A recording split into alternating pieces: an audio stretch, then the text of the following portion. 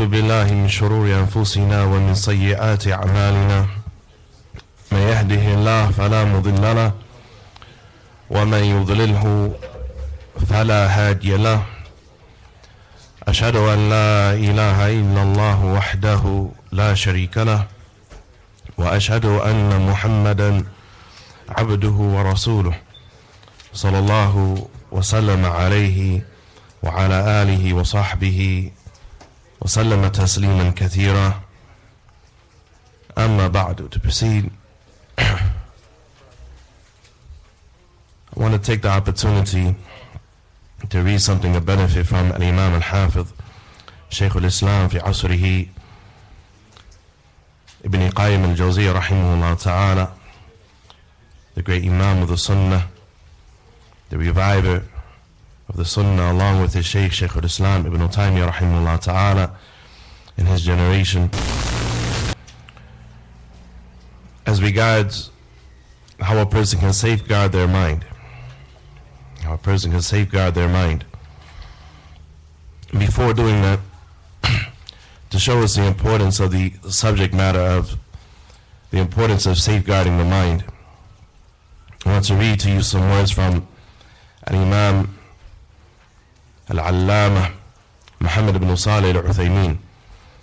When you hear somebody referred to as an imam, that means that they are matbu', they have atba', and they have a qawl that is muttaba', and they have positions that are followed. They are somebody who is loved and respected and revered amongst the Muslims for being upon the sunnah of the Nabi sallallahu alayhi wa sallam. And so without a doubt, Shaykh Al-Uthaymin rahimahullah ta'ala was from the imams of the sunnah. And he has a tremendous statement.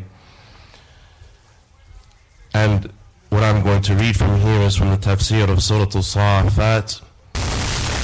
And in the printed version it is page 37 and 38. Where the Shaykh, he speaks about what is referred to by a number of the scholars, a common term that we have heard many times, of al-ghazw al-fikri, and the ideological war. The ideological war has been unleashed against mankind, particularly over the last couple of 100 years, and more particular over the last 3 generations.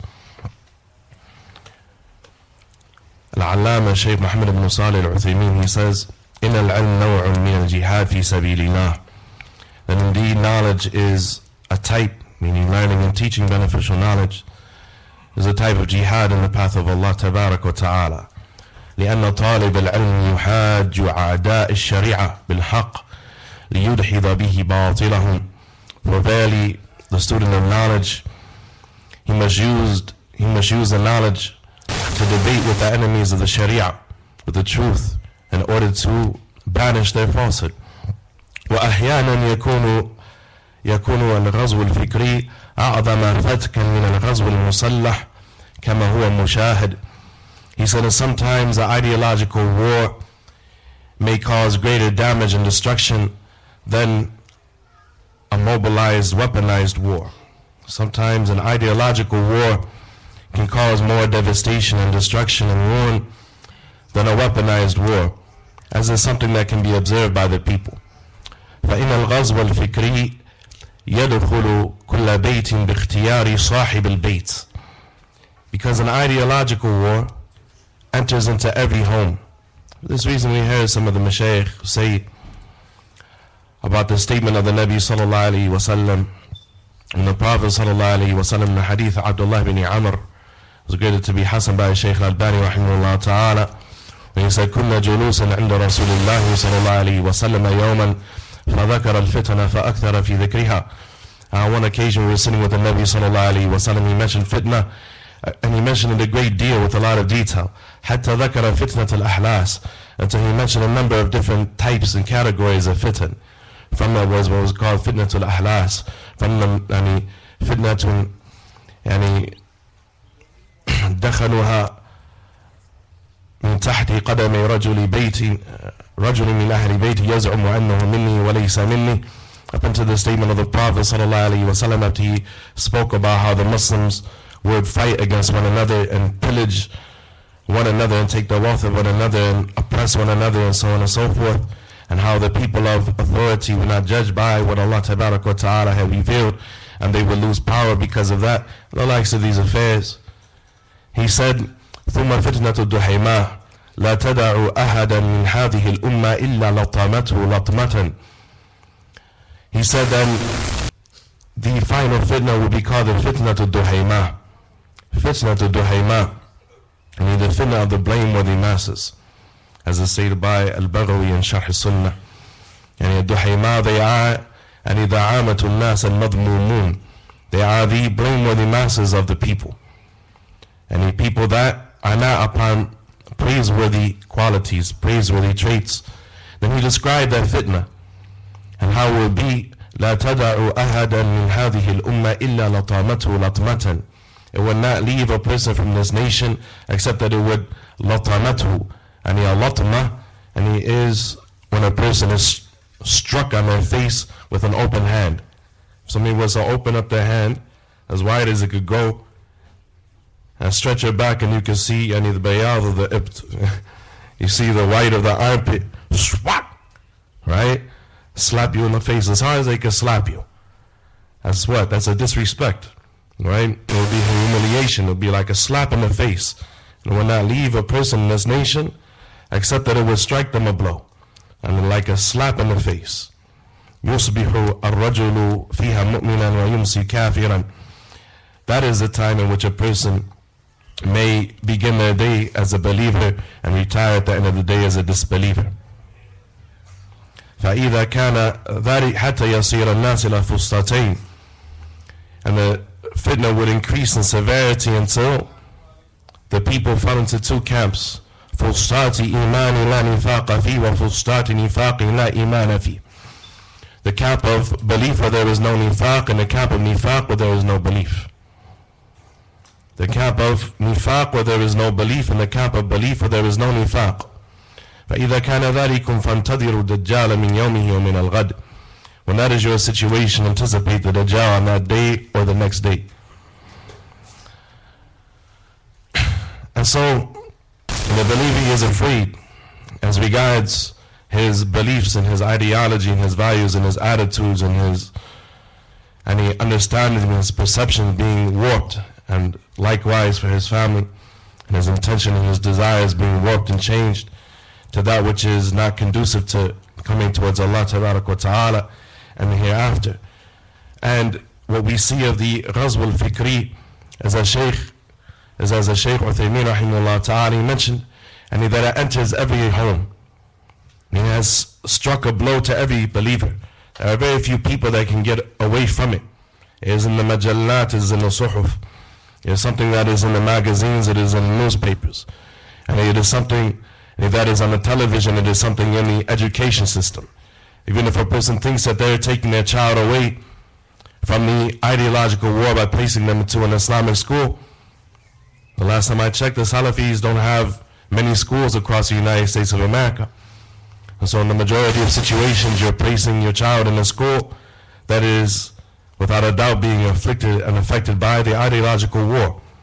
And the Ahlul Bid'ah, the Hamzatul Wasl. And they are the Hamzatul Wasl, the direct connecting factor between kufr and Islam.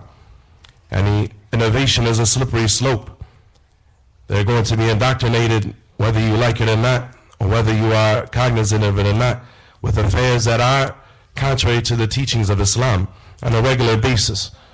And so the father and the mother and the disciplinarian and the teacher and the Muslim in general is afraid as regards their ideology, as regards their understanding and their perception of the religion, as regards their tasawwurat, as regards their idrak, as regards their understanding, their perception, their conceptualization of affairs of this Ghazw al-Fikri. And then they are afraid of nifaq and kufr and shirk, as was stated by Al-Hasan al-Basri rahimahullah ta'ala, reported by Al-Fariyadi rahimahullah ta'ala, sifat al-nifaq wa dhamm al-munafiqeen. He said rahimahullah ta'ala, half of his book, he dedicated the book that he wrote about nifaq, and he has two long chapters. The first chapter is about the qualities of the munafiq, and nifaqun akbar and nifaqun asghar. and what is called minor nifaq and what is called major nifaq. Minor nifaq, which the ulama say have 8 characteristics, and likewise major nifaq, likewise it has sittatu anwa', has 6 qualities, 6 characteristics.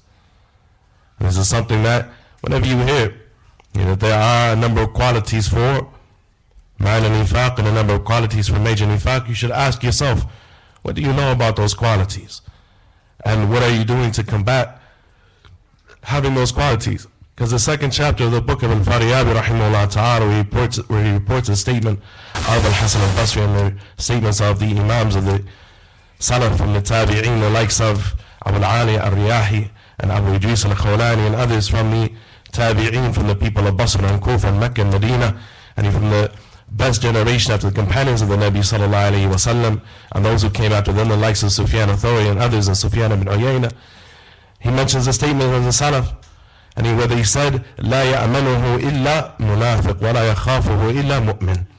That no one feels safe from nifaq except for a munafiq, and no one fears it except for the believer. So Shaykh Uthaymeen rahimahullah ta'ala, he mentions this ghazwun fikri, this ideological war that has entered into the home of every Muslim, bikhtiyari sahib al-bayt, and it enters the home by the choice of the sahib al-bayt, and of the man of the home or the parent in the home, and they are the one who chose to allow for the ideological war to enter into their home. And you're not going to be able to escape it in the majority of situations. Wa ilallahi mushtaka. We complain about our plight to Allah tabarak wa ta'ala and ask Him for tawfiq wa sadad. He said, but it enters the home, the pernicious nature of this fitna is that it enters the home by the choice. They make you a willing participant in your own destruction. By the choice, under the guise of what? Under the guise of entertainment, under the guise of passing off one's free time and relaxing and so on and so forth, and enters into the home bi-ikhtiyari sahib al-bayt, and with the choice of the person who lives in that home, duna an yajida mu'aradatan aw muqawama, and without meeting any opposition or any muqawama, anyone trying to deal with it and confront it. لكن الغزو العسكري لا يدخل البيت. He said, however, the weaponized military war, it doesn't enter a person's home. بل ولا يدخل البلد إلا بعد قتال مرير ومدافعة شديدة. He said, and it usually doesn't even enter a person's land, meaning that wars are usually fought where? At the borders, at the hudud. And they're usually usually when they're in the country, the war is over, right? Usually when they're actually inside of the city, right? Once they penetrated the wall, so on and so forth, in the history of Islam, and when they built the major cities, most of the cities were thughur. They were military outposts that turned into economic centers for the Muslims. The likes of Kufa, the likes of Basra, they were built when the Muslims were at war with the Persians to have a place to bunker the troops and to send supplies and so on and so forth. They became major cities. And then Baghdad, it became the Asima later. Baghdad, it was built in the time of the Tabi'een. And then when Khurasan was opened by the Samaniyun. The Samaniyun, may Allah Tabaraka wa Ta'ala have mercy upon them. They were the rulers of modern day Afghanistan and Iran. They entered into Islam taw'an wa ikhtiyaran. They entered into Islam out of choice. Khurasan, the majority of Khurasan wasn't conquered by battles and so on and so forth. But when they built these cities like Al-Marw, like Naysabur, where Imam Muslim was from, like Sijistan, which is a land more, like Bukhara, like any of those other cities that were there, like Shasha, like Ashash, and other cities. If you look in the history, when they would build a city from the ground up, or when a city would go from being just a town or like an outskirt type city to being a major city that had prosperity Islamically.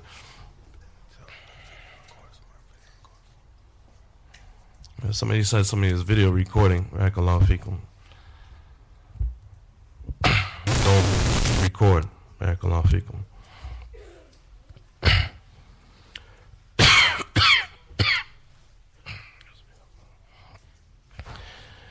they said that they would build these cities. Look how they built the cities.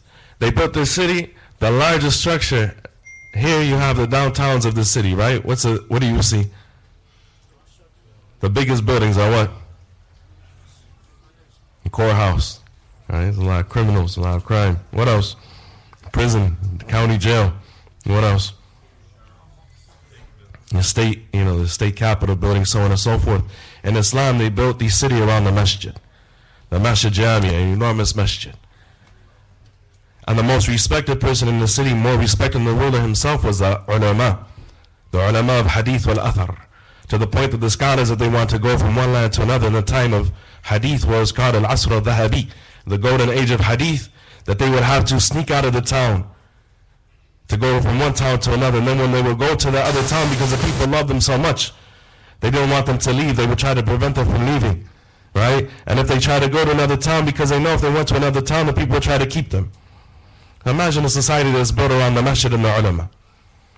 And then they would have 2, 3 enormous walls protecting the city. In order to get into the city, there would be one wall with a moat, another wall, and another wall. They were almost impenetrable. The only way that you can invade those cities is by somebody on the inside helping you, in the most case, or the jawasis and those sorts of things, spies, and those sorts of affairs. But the point is that once the invading army had entered into the land, had entered into the actual town, then the war was over. And you saw the majority of battles, they were fought on the outskirts of cities. And Shaykh Uthaymeen, rahimahullah ta'ala, he said that the military war, it usually doesn't even enter the land. And it's usually fought at the borders, and it might get up to like the walls of the city and so on and so forth. But it usually doesn't even enter the place where you live, let alone come inside of your home. So think about what he's saying here. Think about the history of Islam. Think about the history of the world, so on and so forth. And think about the pernicious, destructive nature of the ideological war. He said this is a war that enters into your home, inside of your home. It not just is inside of your home, but you let it in. By your choice. You let it in. He said in the other type of war, weaponized, mechanized war, he said it comes by, it only enters into the land. And it never usually enters into a person's home, and that usually only happens after any extensive fighting and the people putting up a great resistance. But in this situation, there's no resistance. You let them into the home, right? And the child is watching, they call Generation X the MTV generation, right? And this is one of the greatest tools that they use in music and so on and so forth, in the culture industry and these sorts of things to change the values and perceptions of the people, these sorts of things. And you let that thing into your home. You let the war into your home, right? If you was to say that there was a Muslim who let some uncouth homosexuals and drug dealers and these sorts of people, and to the end of it, into his home, and they're sitting there talking to his children. He opened up his home and he said, come into my house and talk to my children. You would say, Na'udhu billah, ayna dhahaba aqluh. You would say, A'udhu billah, what happened to his mind? The man has lost his mind. But if you turn on the television, you flip from one channel to another channel to another channel to another channel to another channel. He said, there's benefit. There's benefit like khamr, right? Khamr has some manafi', and a couple benefits, but its ithm is greater than its benefit, right? The scholars, they say that from the benefits of khamr, as is mentioned in the Quran, that there are some benefits in alcohol. So there's a general principle that says that everything that the benefit is outweighed by the harm, that the harm outweighs the benefit. Yani mafsadatuhu arjah min maslahatihi. And then it is forbidden. Then it's forbidden. The scholars, they say from the benefits of khamr, from the benefits of khamr is that it makes people brave, right? Courage juice. So a person, and he may not have a lot of wits about himself, his heart may be pumping Kool-Aid when it comes time to, stand up for himself and stand up for his property, so on and so forth. But if they have that courage juice in them, he may have the gumption and the strength to stand their ground, right? Hey, but if we was to use that logic, we would say, okay, well, Some people are depressed, so it's okay for them to smoke weed. Some people are, sad, so, they want to drink some spirits and uplift their spirits and so on and so forth. So a person, without a doubt, they find that this ghazw and that this battle is something that is very pernicious in nature and very destructive in nature. And Shaykh Uthaymeen rahimahullah ta'ala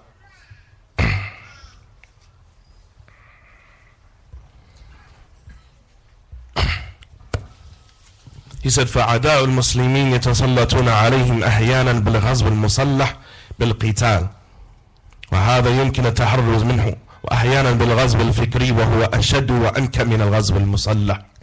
He said, so the enemies of the Muslims sometimes get authority over them and control over them through weaponized fighting with weapons. He said, and this is something that is possible for people to protect themselves against usually.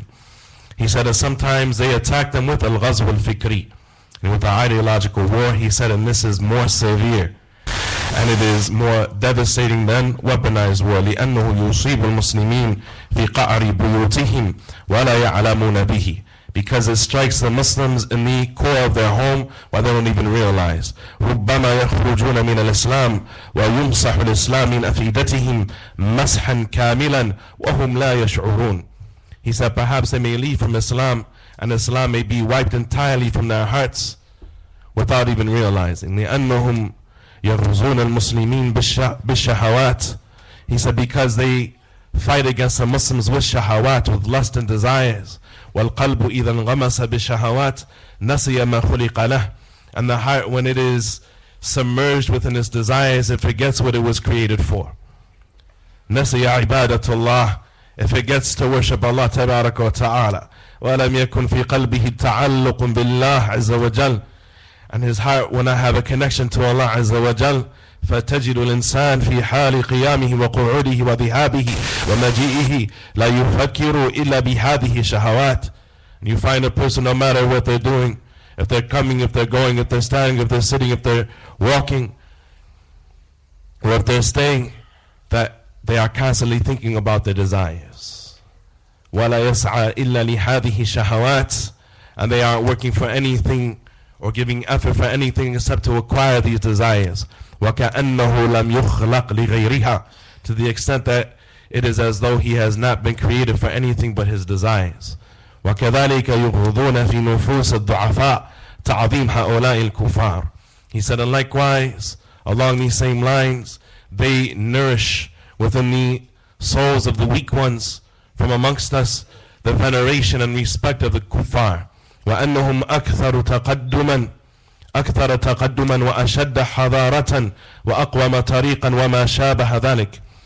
And they make them believe that they are more advanced and more civilized than we are. They are more advanced and more civilized than we are.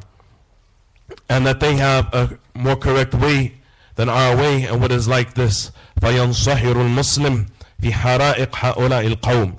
And so the Muslim, he finds himself fused by the fire of these people, connected to them, and he is burnt into his mentality. وَهَذَا لَا شَكْ أَنَّهُ مَوْجُودٌ. And there is no doubt that this is occurring. وَأَنَّ كَثِيرًا مِنَ الْبِلَادِ الْإِسْلَامِيَّةِ زَالَتْ معنويتهم وحلكت شخصيتها بسبب هذا الغزو الفكري. He said, and there is no doubt that many of the Muslim lands, that they have lost their ma'nawiyah, that they have lost their spirituality, and their personalities have been destroyed on account of this ghazw al-fikri, on account of this ghazw al-fikri, this ideological war.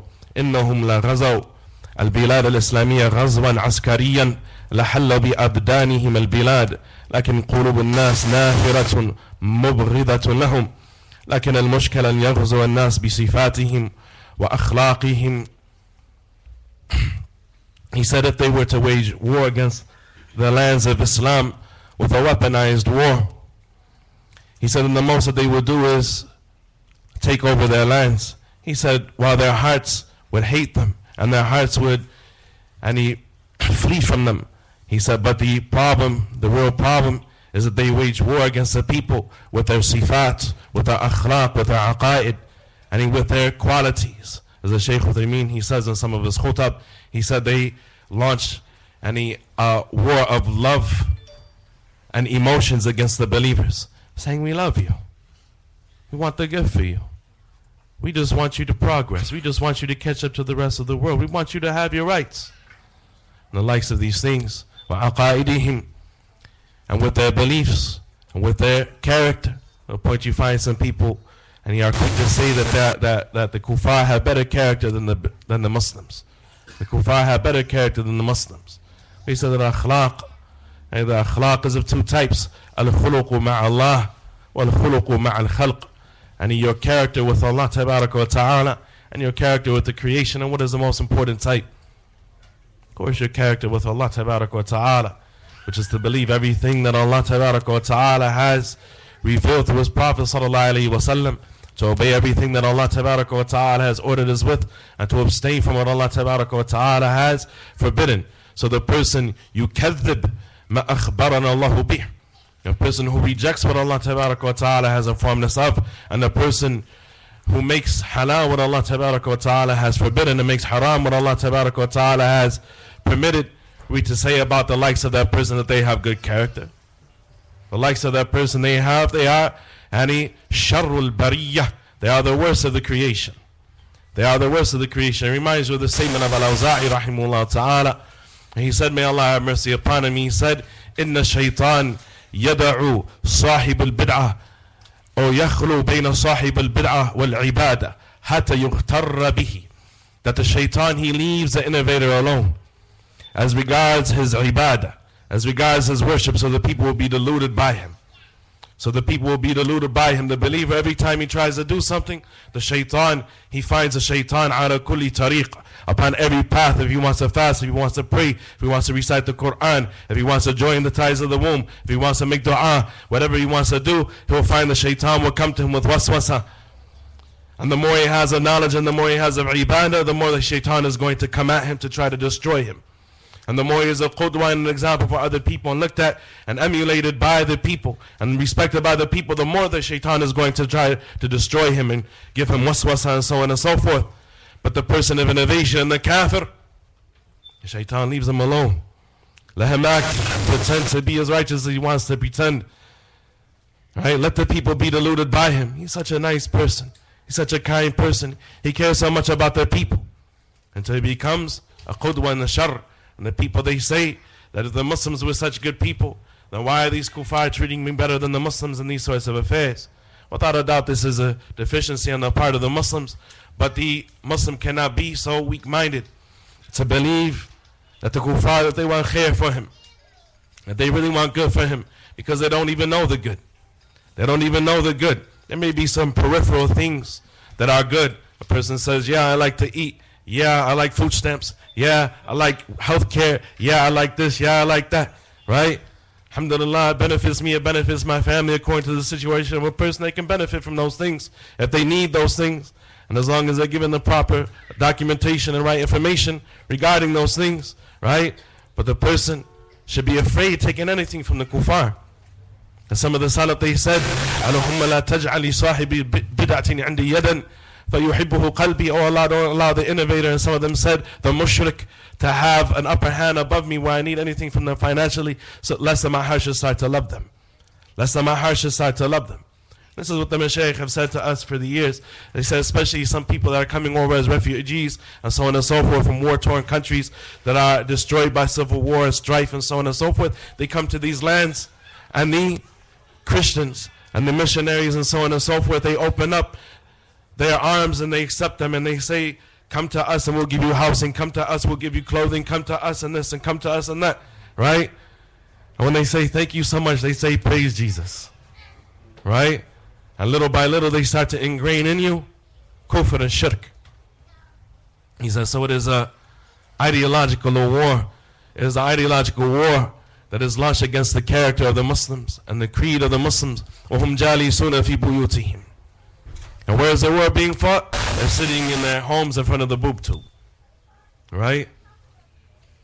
Flipping through channels, being uploaded. He said, وَهُمْ جَالِسُونَ فِي بُيُوتِهِمْ. While they're sitting in their homes.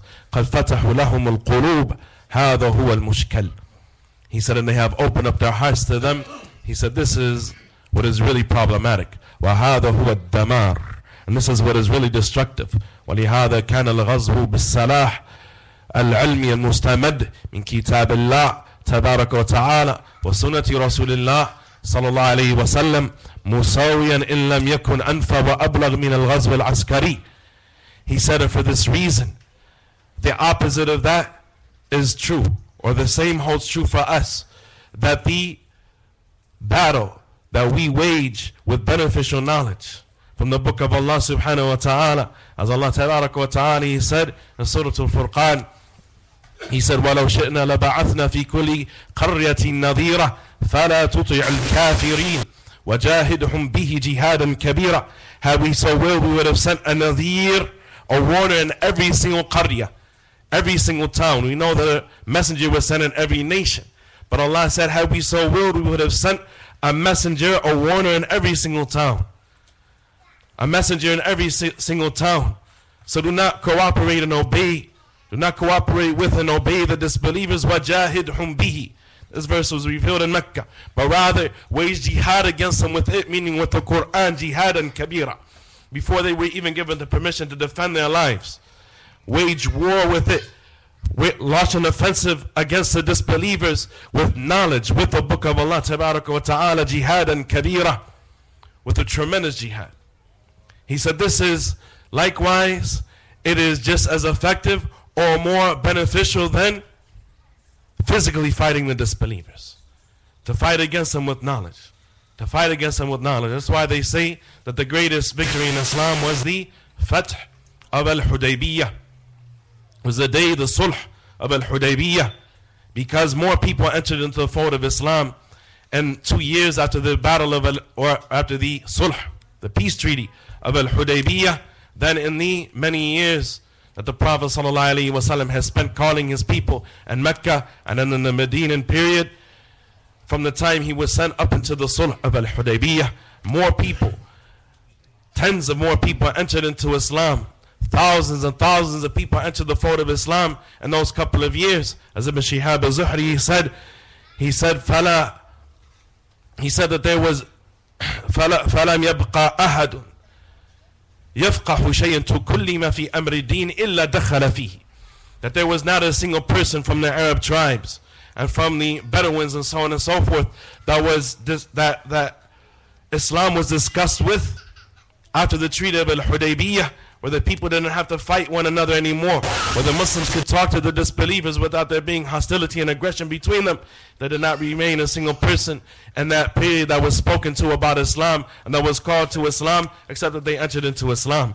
It was a time when the Nabi sallallahu alaihi wasallam, he sent rasail, he sent communications to the rulers of the earth. As our brother Malik Hafidhullah Ta'ala, he presented this weekend in the Germantown Masjid conference the explanation and the benefits that we get from the letters that the Prophet ﷺ sent during that period to call the rulers of Islam to the religion of Allah Tabaraka wa Ta'ala. He said, and so it is more effective. And so it is more effective. And so I want to read something of great benefit as regards this conflict that occurs between one set of ideas and another set of ideas, one set of values and beliefs and another set of values and beliefs, and how a Muslim can safeguard his mind. Ibn Qayyim rahimahullah ta'ala explains in his book, his tremendous book, Tariq al-Hijratain, rahmatullahi alayhi. He says, may Allah have mercy upon him, and explaining that al-istiqamah consists of two things. That a person correcting their heart, correcting their statements, correcting their action, it consists of two things. The first thing is safeguarding their mind, safeguarding their thoughts, safeguarding their mind. And the second is having a genuine drive and preparing for the hereafter. Having a genuine drive and preparing for the hereafter. And the second is a result of the first. When the person understands with the correct understanding about Allah Tabaraka wa Ta'ala and the reason that Allah has created him, and without a doubt he's going to prepare for the hereafter. Ibn Qayyim rahimahullah ta'ala, he said, as for the first of these things, then it is حراسة الخواطر وحفظها. It is his safeguarding and protecting his thoughts. والحذر كل الحذر من إهمالها والاسترسال معها. And that he is at the highest level of cautiousness of neglecting his mentality and his thoughts and letting himself get carried away with his imagination. فإن أصل الفساد كله من قبلها يجيء. He said, for verily the root of every corruption comes from the direction of the thoughts. لأنها هي بذر الشيطان والنفس في أرض القلب. For verily it is the seed that is planted by the shaitan and the nafs on the soil and the earth of the heart. فإذا تمكن بذرها تآحدها الشيطان بسقيه مرة بعد أخرى حتى تصير إرادات ثم يسقيها حتى تصير عزائم ثم لا يزال بها حتى تثمر الأعمال. He said, and when the shaitan and the nafs is able to plant destructive ideologies and destructive thoughts within the mind and the heart of a person, then the shaitan will water and nourish that seed that he has planted. He'll come back over and over again until the ideas of a person and the thoughts of a person, they become intentions. And then he'll keep watering it with his filth until it becomes azaim, until it becomes until they become determinations. ثُمَّ لَا يَزَالُ بِهَا حَتَّى تُثْمِرَ الْأَعْمَالِ. And then he will not stop until those determinations turn into actions, until he went from thinking about something to doing something. And he mentioned in Al-Fawaid rahimahullah ta'ala, and then when a person does something over and over again, it becomes a habit. And once a thing is a habit, it is nearly impossible for a person to leave. And it all started with his neglecting his mentality, neglecting what he was thinking, not being afraid of Allah tabarak wa ta'ala as regards what he was thinking. He said, and there is no doubt that fighting against your thoughts is easier than fighting against your desires and your determinations. فَيَجِدُ الْعَبْدُ نَفْسَهُ عَاجِزًا أو كَالْعَاجِزْ عَنْ دَفْعِهَا بَعْدَ أَنْ صَارَتْ إِرَادَةً جَازِمًا. And the person, he will find himself incapable or nearly incapable of warding off these ideologies and these thoughts once they have become a strong determination within him. وَهُوَ الْمُفَرِّطُ إِذْ لَمْ يَدْفَعَهَا وَهِيَ خَاطِرٌ ضَعِيفٌ. And he was the one who was negligent to begin with when he did not fight against them while they were just a weak thought in his mind. كَمَنْ تَهَاوَنَ بِشَرَارَةٍ مِنْ نَارٍ وَقَعَتْ فِي حَطَبٍ يَابِسٍ. He said, like a person who saw a spark fall upon some dry grass or some dry straw. And he said, oh, it's just a spark. And this is how the thought was. It was like a spark in his mind. It was like a spark in his mind. He said, this is just like a person who saw a spark, a little piece of fire, fall upon some dry hay. He said, it's just a little spark. I'm chilling, relaxing. I'm chillaxing, right? I don't want to get up. It's not enough to really do any damage. He said this person is, and he was the one who was negligent to begin with when he didn't fight off his thoughts. Like a person took light, a spark falling upon hatab yabis, and he's some dry grass or some dry hay. فَلَمَّا تَمَكَّنَتْ مِنْهُ عَجَزَ عَنْ إِطْفَائِهَا. And once it has taken its course and started to burn up the grass and the hay and so on and so forth, he finds himself incapable of putting it out. فَإِنْ قُلْتَ, it becomes a bonfire. فَمَا تَرِيقِ إِلَى حِفْظِ الْخَوَاطِرِ. And so if a person was then to say, how does a person safeguard his thoughts? He gives us asharatu asbab. He gives us 10 things to help us protect our minds. 10 things to help us protect our minds. قُلْتُ أَسْبَابٌ عِدَّةٌ. He said, there are a number of means. There are 10 in number. And each of them is building upon the next. In the beginning he says, أحدها العلم الجازم باطلاع الرب تبارك وتعالى ونظره إلى قلبك وعلمه بتفصيل خواترك. He said the first is that a person, they have certain knowledge that Allah tabarak wa ta'ala is looking at them and that Allah subhanahu wa ta'ala can see their heart. If a person really believed that then this would compel them to be what? Ahsan. This would compel them to be better. That's what ihsan is.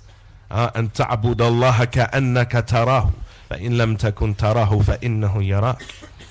So that you worship Allah with that type of cognizance. Worship Allah as though you see Allah Tabarak wa Ta'ala with that anxiousness. And if you cannot see Allah Tabarak wa Ta'ala, then at least you worship Allah with the understanding that Allah sees you. The understanding that Allah sees you, so that you flee from Allah to Allah.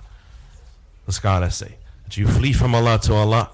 And a person that has certain knowledge that Allah Tabarak wa Ta'ala is watching him. And it's not just seeing what is outside. وَنَظْرِهِ إِلَىٰ قَلْبِكَ, and that he can see what is in your heart.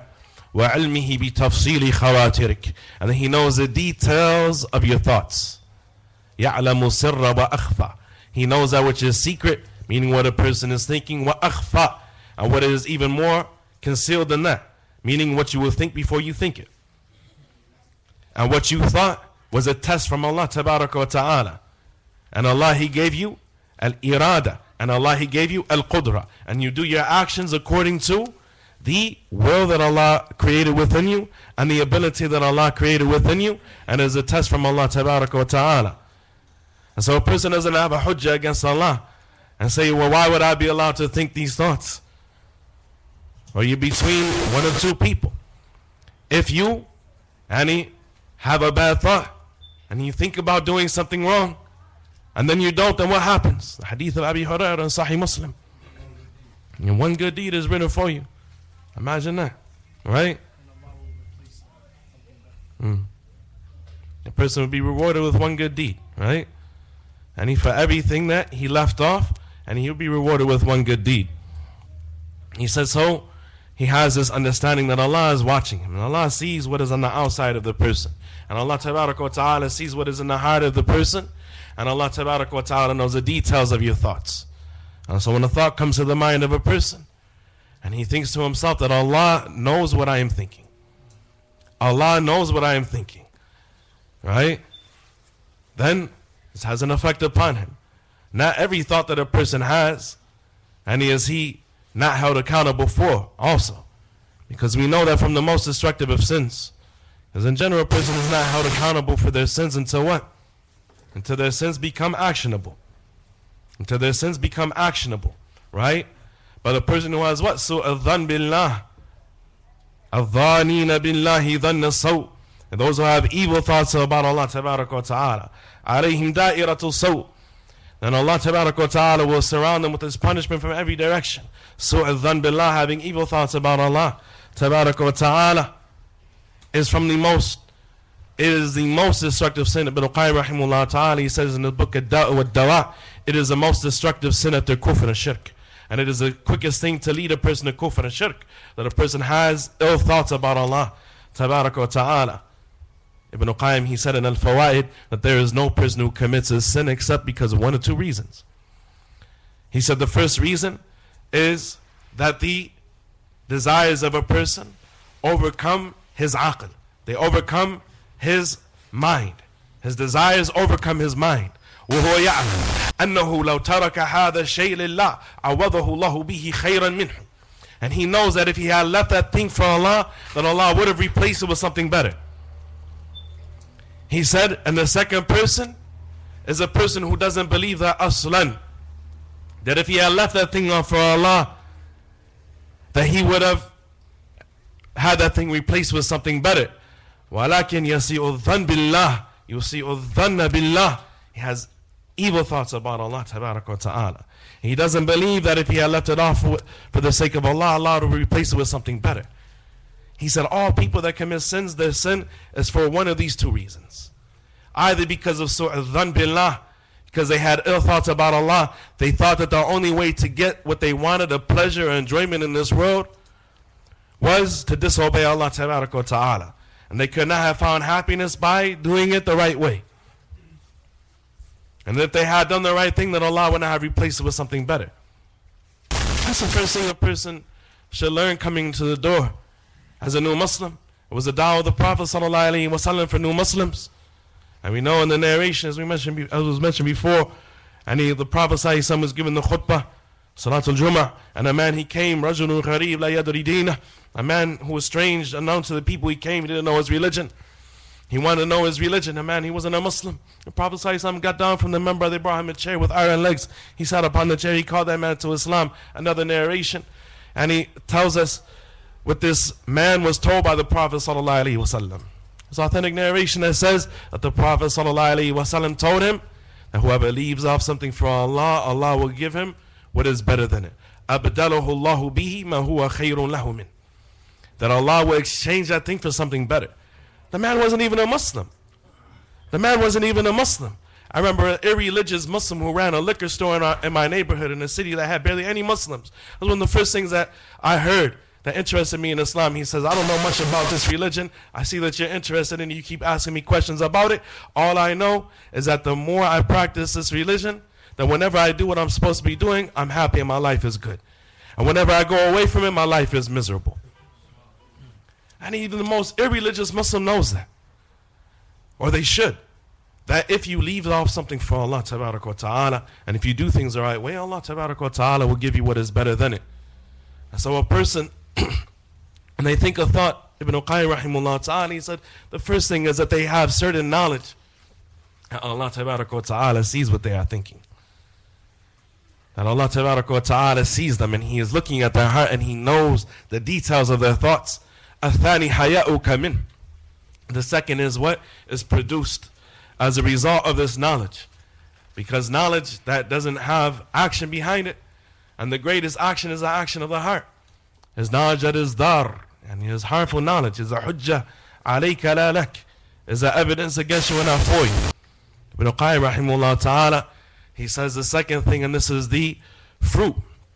And all these things, they come after a person having knowledge that Allah Tabarak wa Ta'ala is looking at your heart, that Allah knows. As was stated by Al-Imam Muhammad Al-Amin Al-Shinqiti rahimahullah ta'ala throughout his writings, he said that you will barely find a page in the book of Allah except that Allah reminds us on that page that He knows all, sees all, hears all, is watching all, observing all, witnessing all. Tabarak wa Ta'ala, he says the greatest admonition that came from the heavens to the earth. The greatest admonition that came from the heavens to the earth, and you will barely find a page in the book of Allah except that this admonition is upon that page. He said the second thing is haya'uka min, your shyness of Allah. Your shyness of Allah. This is the sign that you have benefited from that knowledge. And if you find that you are about to commit a sin, or that you have the determination or the feeling to do a sin, the shaitan has come to you. Ash-shaytanu ma'al wahid wa huwa min al-ithnaini ab'ad. He comes to you when you're all by yourself. The shaitan is closest to the single person, and he is farther away from two people, as the hadith says, من أراد منكم بحبحة الجنة فليلزم الجماعة فإن الشيطان مع الواحد وهو من الاثنين أبعد. Whoever wants the best part of the paradise, let him stick to the community. Let him be with the believers, for really the shaitan is with the person who is all by himself and is farther away from two. The person is attacked the most by the shaitan when he is all by himself. If that's not enough, he's all by himself, the shaitan is unleashing arsenal against him of waswasa. Nothing is helping him. Nothing is helping him. And he knows that Allah is watching him. But that is not enough. And that is not enough. And he knows that he needs to increase in his coming close to Allah Tabarak wa Ta'ala and learning about Allah Tabarak wa Ta'ala. He said the second thing, haya'uka min, is was produced by that of shyness of Allah Tabarak wa Ta'ala. The hadith of Ibn Mas'ud, the Prophet sallallahu alayhi wa sallam, he said, أَنِ لَسْتَحْيَاءُ مِنَ اللَّهِ حَقَّ الْحَيَاءُ, shyness of Allah with the true shyness, and تَحْفَظَ رَأْسَ وَمَا وَعَى, that you protect your head and what it contains, your eyes, your ears, your tongue, everything that is contained in your head, and تَحْفَظَ رَأْسَ وَمَا وَعَى. Some of the ulama, they said وَمَا وَعَى means the faculties that are contained in the head, of the eyes, the ears, and the tongue, so on and so forth. Right, that which are the gateways of sin and disobedience, and so on and so forth. And this is the strongest of the two meanings. And the second, وَمَا وَعَى, from al-wa'i, a person's understanding, that you protect your head and your thoughts and your understanding. And this without a doubt is meant by it. And this is from the meaning of it. A person, they protect their head and their thoughts. Shyness of Allah, with the true shyness, they said, The Prophet ﷺ said, be shy of Allah. They said, we are shy of Allah. He said, rather shyness of Allah, the true shyness that you protect your head and what it contains, and what you understand with it. What it contains and what it retains. وَتَحْفَظَ الْبَطْنَ وَمَا حَوَى. And that you safeguard your stomach and what you put into it, your insides and what you put into them. وَأَن تَذْكُرَ الْمَوْتَ وَالْبِلَى. And that you remember death and al-bila, meaning the marad that leads to death, sickness that leads to death. وَمَنْ أَرَادَ الْآخِرَةَ تَرَكَ زِينَةَ الْحَيَاةِ الدُّنْيَا. Whoever wants to hereafter will leave off the beauty of the life of this world. وَمَنْ فَعَلَ ذَلِكَ فَقَدْ اسْتَحْيَا مِنَ اللَّهِ حَقَّ الْحَيَاءِ. Whoever does that is shy of Allah with the true shyness. So without a doubt, it is a mentality that contributes to a person being shy of Allah tabarak wa ta'ala. إِنَّ لِكُلِّ دِينٍ خُلُقْ وَخُلُقُ الْإِسْلَامِ الْحَيَاءِ. Indeed, every religious group or every religion that has a character that is particular to it. And the khuluq of Islam is shyness. And the khuluq of Islam is shyness. This is produced on account of a person knowing Allah tabarak wa ta'ala is watching. الثالث إجلالك له أن يرى مثل تلك الخواتر في بيته الذي خلقه لمعرفته ومحبته.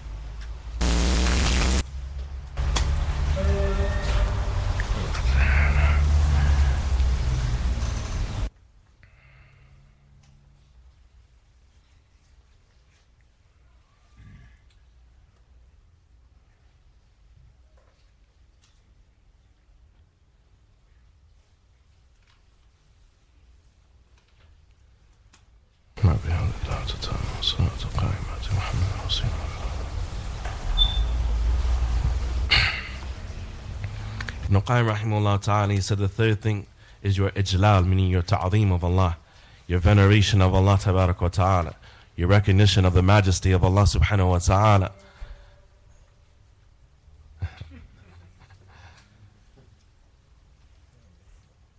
For real this time, right?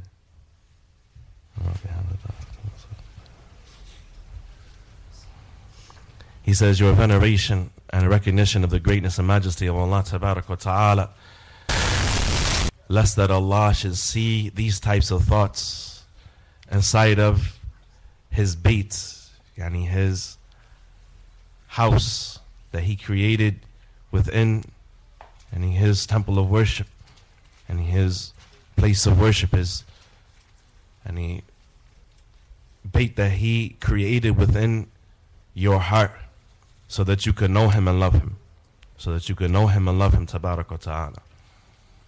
He says your veneration of Allah, that Allah tabarak wa ta'ala, you have more respect for Allah than that Allah should see these thoughts inside of the heart that Allah created within you, so that you can know Him and love Him tabarak wa ta'ala. And the purpose of this heart was these two things, and all the functions of the heart, they go back to these two things, and in ma'rifah wal mahabba, and what a person knows and what they love. And the greatest thing that a person knows is who is Allah tabarak wa ta'ala.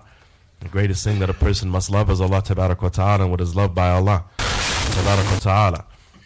And so when a person knows that Allah created his heart to know Him and love Him, then he has more respect for Allah subhanahu wa ta'ala than to let Allah see these thoughts in his heart.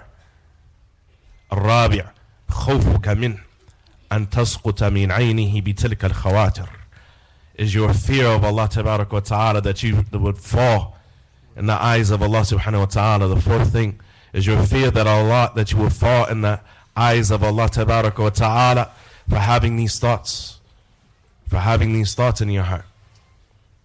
is that you are afraid of Allah Tabarak wa Ta'ala, that you are afraid that you will fall in the eyes of Allah, that you will lose status with Allah Tabarak wa Ta'ala because of having these thoughts. Al-Khamis, the sixth, fifth. I have a slight illness today. Barakallahu feekum. Samahuni. And Al-Khamis, the fifth. إنذارك له أن يساكن قلبك غير محبته. He said the fifth thing is that you have ithar for Allah Tabarak wa Ta'ala. What is ithar? The fourth thing was that you're afraid of falling in status in the sight of Allah Tabarak wa Ta'ala for having these thoughts. You're afraid of falling in status in the sight of Allah for having these thoughts. What is ithar? Ithar. Al-ithar. Selflessness. Right? Al-ithar is precedence or selflessness. And he is that a person that instead of thinking about what they want, what their nafs wants, they think about what Allah Tabarak wa Ta'ala wants. They are selfless as regards Allah Subhanahu wa Ta'ala. And they would dislike that anything that is contrary to the love of Allah Subhanahu wa Ta'ala settles within their heart. And they dislike that anything that is contrary to the love of Allah Tabarak wa Ta'ala settles in their heart. Meaning they hate that anything that Allah loves should be loved by their heart. And they are selfless. As regards their desires, they want what Allah wants for them above what they want for themselves, or things that may be harmful for them. And they would hate that Allah Tabarak wa Ta'ala, or that the love of anything that is contrary to the love of Allah should settle within their heart. So these are the first five things. And a person knowing that Allah is looking at their heart, that He knows everything. Second, the shyness of Allah. Third, their veneration of Allah. Fourth, their fear of falling in status with Allah Tabarak wa Ta'ala. And that they will become from those people that Allah Tabarak wa Ta'ala, and they have turned away from Allah, so Allah leaves them to themselves and these sorts of things. This is the fourth thing. The fifth thing, and He is their selflessness as regards, meaning their desire, their preference for Allah Tabarak wa Ta'ala, for the love of Allah, and it to be that which settles in their heart, and their dislike that the love of Allah Tabarak wa Ta'ala, that the love of anything that is contrary to the love of Allah Tabarak wa Ta'ala settles within their heart. Asadis, the sixth thing, خشيتك أن تتولى تلك الخواتر ويستعر شرارها فتأكل ما في القلب من الإيمان ومحبة الله وتضحب به جملة وأنت لا تشعر. He said the sixth thing is that you are afraid that these thoughts will reproduce each other. That one thought will lead to another thought, will lead to another thought until you get carried away with your imagination. وَيَسْتَعِرُّ شِرَارُهَا, and these sparks will become a blazing fire. فَتَأْكُلَ مَا فِي الْقَلْبِ, and that they will devour what is in the heart of your belief and love of Allah Tabarak wa Ta'ala. And that they will devour, you are afraid that these thoughts will reproduce each other, and that they will become an enormous fire and devour, just consume what is in your heart of faith and love of Allah Tabarak wa Ta'ala. وَتُضْحِبُ بِهِ جُمْلَةً, and remove your iman and your love of Allah altogether. Something that we see, sadly, from some people who are weak in their faith. And we should all believe that we are weak in our faith. And some people that they feel as though Islam comes in between them and their desires, that Islam needs to be pushed out of the way. When Islam comes in between them and their desires, Islam needs to be pushed out of the way. And this is something that is from the thagarat of the shaitan, the openings that the shaitan destroys mankind with. As Ibn Qayyim mentioned, three things. And the three things that, in one of his books, that are the entry points of the shaitan to attack the person. His desires, his anger, and his needs not being met. And he was for the person, and inna li nafsika alayka haqq, indeed your nafs has a haqq upon you, right? a person, and he shouldn't, and he fight against what is halal for their nafs, so on and so forth, to the point that they start to hate their ibadah, right? And a person, they overdo it, they put too much upon themselves, and then they start to hate what they're doing, and these sorts of affairs. And so, how much more so for the youth when we extend the age of their puberty to 18, 21, 25 years old, right? And we don't look at the need that they have to get married, the desires that they have, preparing them, and being willing to financially support our youth to get married young when they have those sorts of desires, these sorts of things. And when a person has desires, needs, rights that they have upon them, as was said by Umar, that it is from the rights that the youth has upon his father, that he has not fulfilled the rights of his child until he fulfills, is that he marries them off, is that he marries his sons and his daughters off. It's a right that your children have upon you, O Muslim father.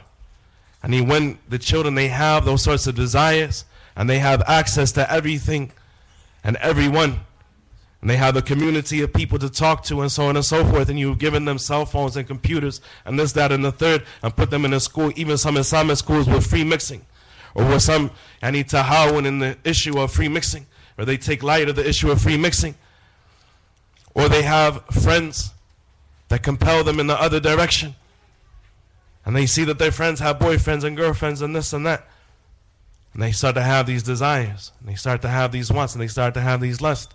And we ignore these things, and we just say fast, and we just say forget about it. We just say you're not ready. We just say you don't have a job, you don't have a career, you need to get at least your bachelor's degree first, or your master's degree first, or this degree or that degree, or whatever. This is one of the greatest problems facing the Muslim youth today.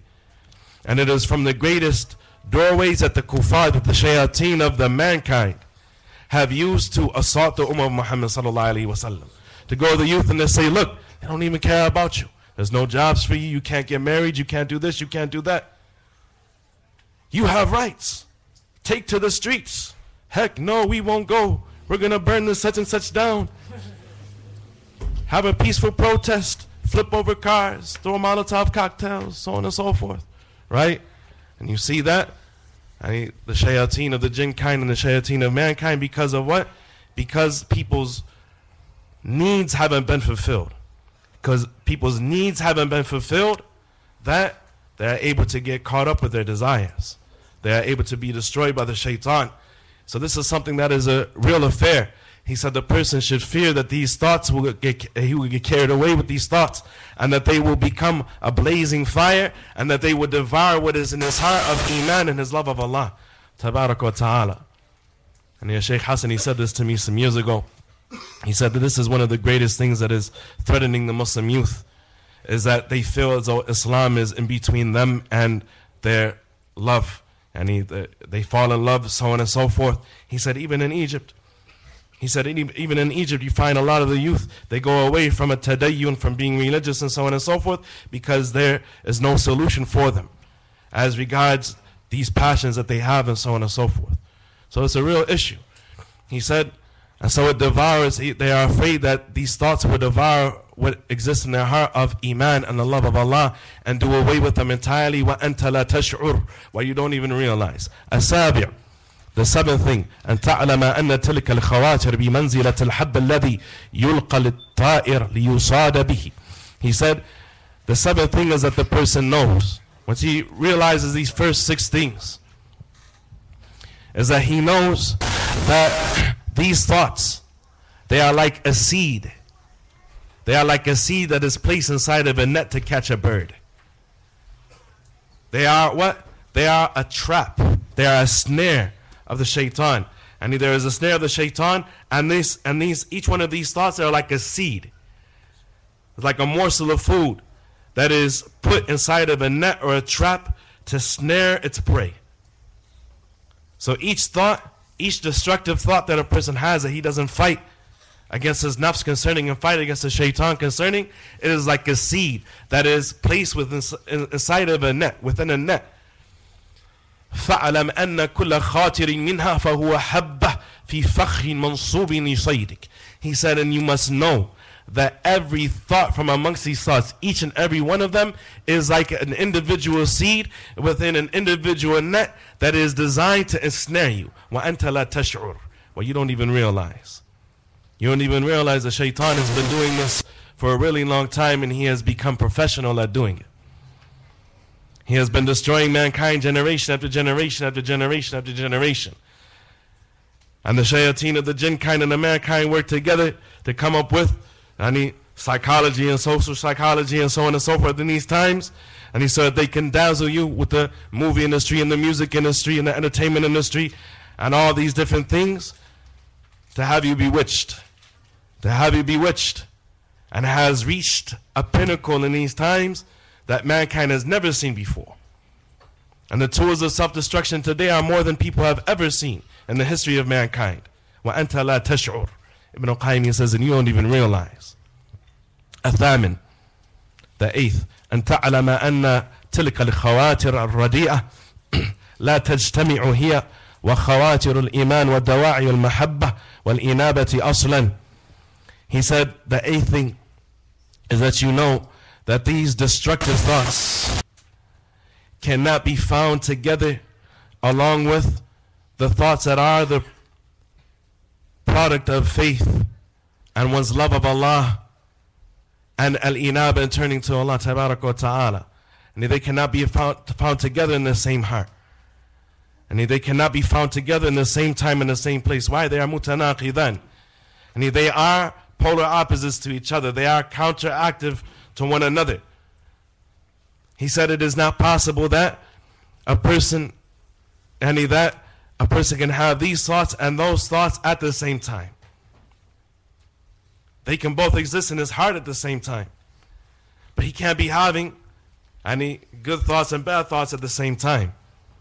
And what his mind is consumed with. And he very possibly, of course, and he can be having a battle in his mind. He can be going back and forth and back and forth. Listen to what he says. He said that these destructive thoughts cannot be found together at the same time with the thoughts that are the product of a person's belief and a product of his love of Allah and his constant turning to Allah tabarak wa ta'ala. بَلْ هِيَ ضِدُّهَا مِنْ كُلِّ وَجْهٍ. But rather they are their opposites in every way. وَمَا اجْتَمَعَا فِي قَلْبٍ إِلَّا غَلَبَ أَحَدُهُمَا صَاحِبَهُ. And these two types of thoughts, productive thoughts and destructive thoughts, they are not found together in a single heart, except that one of them will eventually conquer the heart of the person. Except that one group of thoughts, one mentality is going to eventually conquer the person. وَأَخْرَجَهُ. And is going to eventually, and it may eventually remove the other thoughts. وَاسْتَوْطَنَ مَكَانَهُ. And take the place, take residence where those other thoughts used to be. So a person used to begin their day and end their day thinking about what they need to do in the day to prepare for Allah tabarak wa ta'ala in the hereafter and getting closer to the paradise and farther from the fire. And they end their day saying, what have I done today that is going to destroy me, that I need to make istighfar for? And the person spending their day trying to get close to Allah tabarak wa ta'ala and trying to fulfill the rights of the creation of Allah subhanahu wa ta'ala, thinking of the most beneficial things that he can do, the person, he will find that his mentality has a paradigm shift. His mentality that it flips, ra'sun ala aqib, head over heels. And he becomes a different person. You see the person one day, alhamdulillah, his lihya, kada, and his thiyab, kada, mashallah. What you saw on the outside, إِنَّمَا نَحْكُمُ بِالظَّوَاهِرِ. As was said about Umar radiallahu anhu, we can only judge people based on what is apparent. We can only judge people based upon what is apparent. What was on the outside was beautiful, was jameel. As was said by some of the Salaf, they said, وَكَمْ مُبَيِّضْ لِثِيَابِهِ وَهُوَ لِقَلْبِهِ مُدَنِّسٌ. How many people are brightening or widening their thobe while they are dirtying their hearts? Thobe was crispy, pressed, creases, right? They call the oyster white, shiny. Like, whoo, if you're standing in the sun, you might have to look away. وَهُوَ لِقَلْبِهِ مُدَنِّسٌ. He was dirtying his heart. You didn't see the war that was going on inside. You don't know what he was doing to himself. The next time you see him, He looks like he's a walking advertisement for Sean Combs and Russell Simmons and Jay-Z. His lihya, and his hair. You say, you know, you got more hair than your wife, brother. Aish hasal. You grow it out. That ain't fair. Give the horsey back his hair. It's like, hair extensions, what you got going on in your head, brother? What is this? Aish hasal. What happened? There was something, some skeletons in his closet, some evils that he had within his heart. He didn't fight. He didn't fight. And eventually one, خَلَبَ الْآخَرِ وَأَخْرَجَهُ وَاسْتَوْطَنَ مَكَانَهُ. As Ibn Qayyim rahimahullah ta'ala, he said, one ideology, one mentality overcame the other, removed the other, and moved it in its place. Kicked down the door, threw him out in the street, said, I live here now. This is my house. Hakada. What number was that? 8. He said, فَمَا ظَنُّوا بِقَلْبٍ غَلَبَتْ خَوَاتِرُ النَّفْسِ وَالشَّيْطَانِ فِيهِ خَوَاتِرَ الْإِيمَانِ وَالْمَحَبَّةِ وَالْمَعْرِفَةِ فَأَخْرَجَتْهَا. He said, what could you imagine to be the case of a heart where the thoughts and suggestions of the nafs and the shaitan have overcome the thoughts that are connected to iman and one's love of Allah and what they know about Allah and His religion, فَأَخْرَجَتْهَا. And so they have removed those other thoughts. They have removed any the khair that was within him. وَاسْتَوْطَنَتْ مَكَانَهَا. And what can you imagine to be the destruction that would befall this heart? لَكِنْ لَوْ كَانَ لِلْقَلْبِ حَيَاةٌ لَشَعَرَ بِأَلَمِ ذَلِكَ وَأَحَسَّ بِمَصَابِهِ. He said, but so long as the heart is still alive, he will feel the pain from that. And he will feel that he has been afflicted. And that's a sign that a person's heart is dead. As Ibn Qayyim rahimahullah ta'ala, he said that the person, when they don't have the shu'ur, when the heart لا يتألم بورود القبيح عليه, and when the heart doesn't feel pain, when it is presented with filthy affairs, disgusting affairs, the heart doesn't feel any more ta'allum. The heart doesn't feel any more aversion or dislike or pain from what is disgusting being presented to it, has become that desensitized to what is hated to Allah tabaraka wa ta'ala, then that is the evidence that the heart of a person has died. He said, وَمَا لِجُرْحٍ بِمَيِّتٍ إِلَامٍ. As a poet, he said, like a wound doesn't hurt a person who is dead already. If you stabbed a person who is dead already, it's not going to hurt him. A person is dead, you can't harm a person who's dead. A person who's dead already, they don't feel pain. هكذا. Yani their body doesn't feel pain anymore. There's a statement of a poet. He said, وَمَا لِجُرْحٍ بِمَيِّتٍ إِلَامٍ. And that the wound doesn't cause pain to a person who is dead already. And likewise, that which would normally hurt the heart of a person, if he doesn't feel any pain from it, is a sign that his heart has died. وَهُوَ لَا يَشْعُرُ. And he doesn't even realize. The ninth thing he said, in يُعْلَمْ أن تلك الخواتر بحر من بحور الخيال لا ساحل له. He said the ninth thing is that he knows. And how much applicable is this to the time of any global technology, global information, the World Wide Web, and the boundaries being removed from mankind, these sorts of things. He said the ninth thing is that he knows that these thoughts, that they are an ocean from the oceans of one's imagination that have no shores. Oceans without shores. And he meaning that if a person gets caught up, in this ocean of darkness, he said, فَإِذَا دَخَلَ الْقَلْبُ فِي غَمَارَاتِهِ غَرِقَ فِيهِ. He said, once the heart enters into the abysses and the darkness of that ocean of his imaginations, it will drown.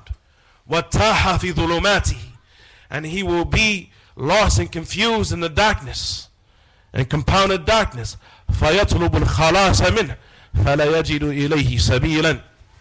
And he will look for an escape route from it and will not find a way. Allahu Akbar. That was the hal of the majority of us in our communities before Allah guided us to Islam. We know where that would take us.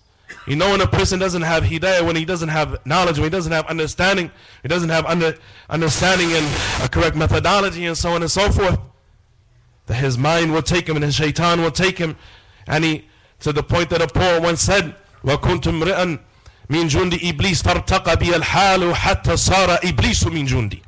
That I used to be a man from the army of Iblis, and my situation escalated. My situation escalated until Iblis became a part of my army. And a person starts to do things that embarrass Shaitan. Shaitan is like, whoo, what you doing to yourself?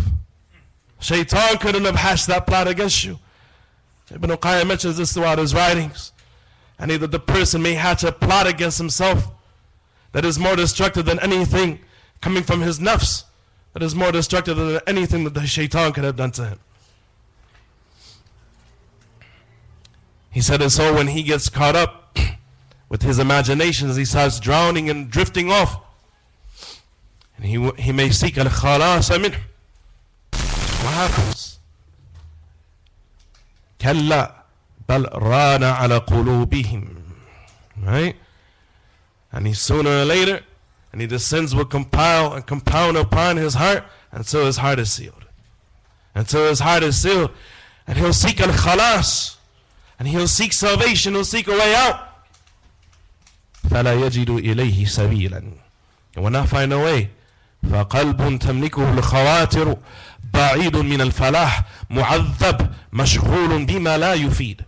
He said the heart that is controlled by its imaginations and its thoughts, and it is far away from success, and it is a heart that is tormented, and it is busy with that which will not benefit it.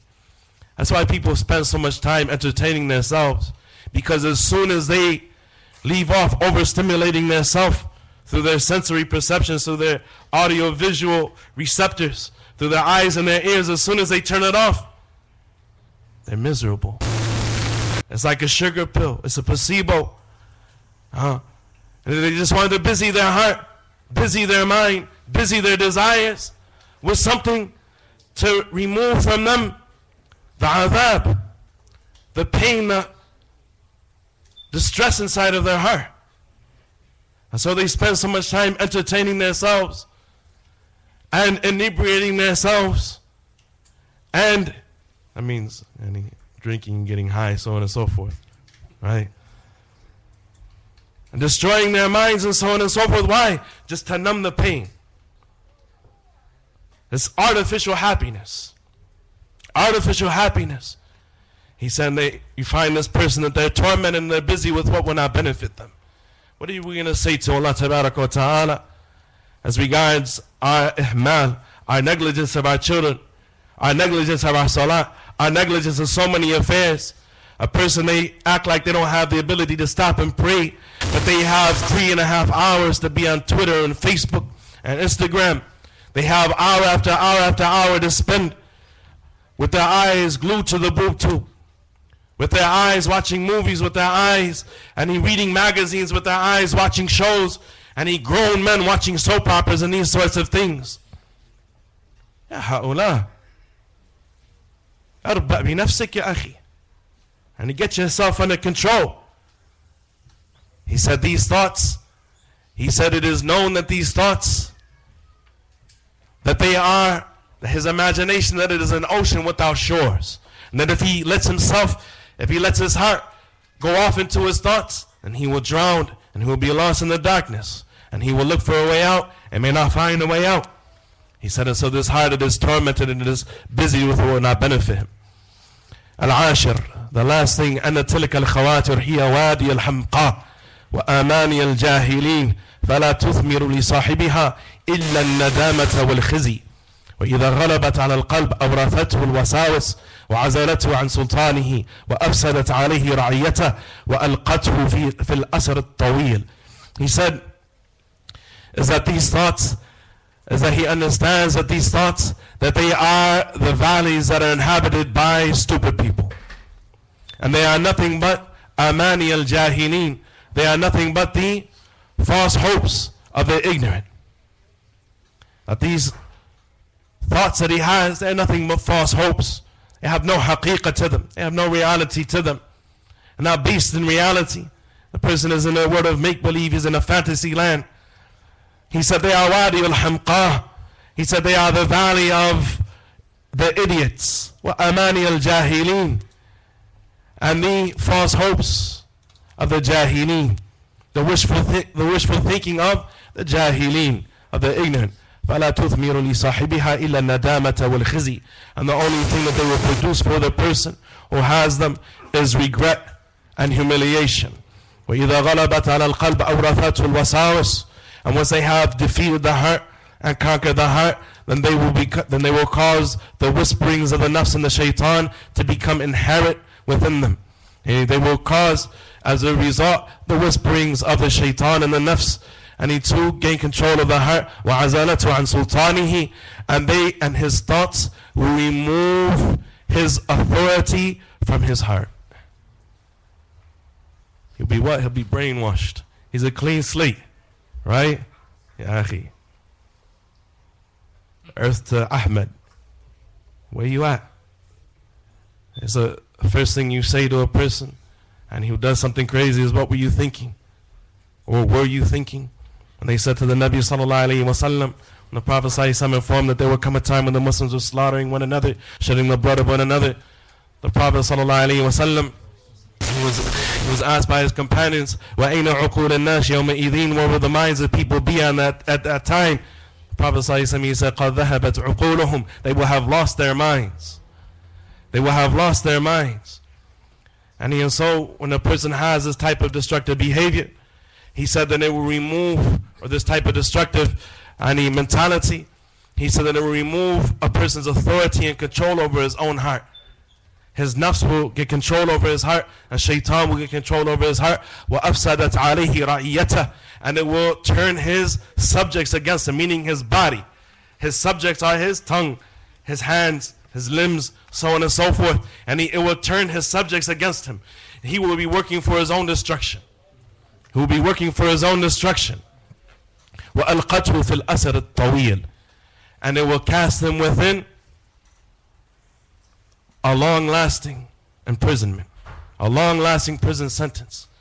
And the person, because he didn't have this proper understanding, he didn't fill his heart with beneficial knowledge, and affecting his heart with contemplating upon that information, and the person, and he spent his life upon this type of ignorance and destructive mentality. And he is, as the poet, he said, and وَأَرْوَاحُهُمْ, and وَالْجَهْلُ, and that ignorance is death لِصَاحِبِهِ قَبْلَ أَمْوَاتِهِمْ. And that ignorance is death for those that are ignorant before they die. وَأَرْوَاحُهُمْ قَبْلَ الْقُبُورِ وَأَجْسَامُهُمْ قَبْلَ الْقُبُورِ قُبُورِ. And their bodies are graves before their bodies are placed into their graves, meaning that their hearts are dead and buried inside of their bodies. Their hearts are dead and buried inside their bodies. وَأَرْوَاحُهُمْ فِي وَحْشَةٍ مِّن جُسُومِهِمْ وَلَيْسَ لَهُمْ حَتَّى النُّشُورِ نُشُورٌ. And their souls want to escape their bodies. They have despaired of their bodies, their souls, and he knows that their bodies are trying to destroy them, and they will not be brought back to life until the day that the creation are brought back to life for the standing in front of Allah Tabaraka wa Ta'ala. We ask Allah subhanahu wa ta'ala to protect I and you and our families and those that we love, and from the effects of this ghazwun fikri, and this ideological war and this destructive mentality that has afflicted many of the Muslims. Sa'ilin Allah subhanahu wa ta'ala tawfiq wa sadad. We say this asking Allah tabarak wa ta'ala tawfiq wa sadad wal hidayah ila sabil rashad. Jazakumullahu khairan. Inshallah, the brother, dear brother and elder Musa Richardson will be beginning his